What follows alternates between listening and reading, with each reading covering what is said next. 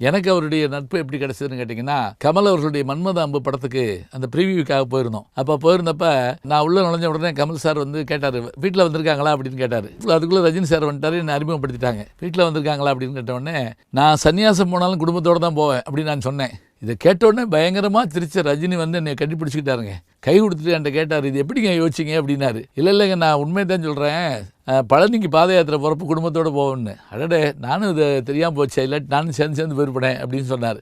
நல்ல ஆன்மீகவாதி, எல்லார்ட்டையும் இனிமையாக பழகக்கூடியவர். அவருடைய ஒவ்வொரு வசனமும் நான் ஒரு தடவை சொன்னால் 100 தடவை சொன்ன மாதிரி அப்படிங்கிற ஒரு வார்த்தை, ஆண்டவன் சொல்கிறான் அருணாசலம் செய்கிறான் அப்படிங்கிற அந்த வார்த்தைகள், இதெல்லாம் குழந்தைகளை நீங்கள் ஏதாவது நடிக்க சொன்னால் அந்த காலத்தில் சிவாஜி மாதிரி எம்ஜிஆர் மாதிரி நடிப்பாங்கன்னு சொல்கிறப்ப, அதே மாதிரி இன்றைக்கி சட்டுன்னு திரும்பி பார்க்குறதும் சட்டுன்னு வேகமாக நடக்கிறதும் இதெல்லாமே அவர்கிட்ட இருக்குது. பிறந்த நாளான இன்று சூப்பர் ஸ்டார் ரஜினிகாந்த் அவர்களை வாழ்த்துவோம். அவர் வாழட்டும் பல்லாண்டு. தமிழ் திரை உலகம் அவரால் பெருமை பெறட்டும்.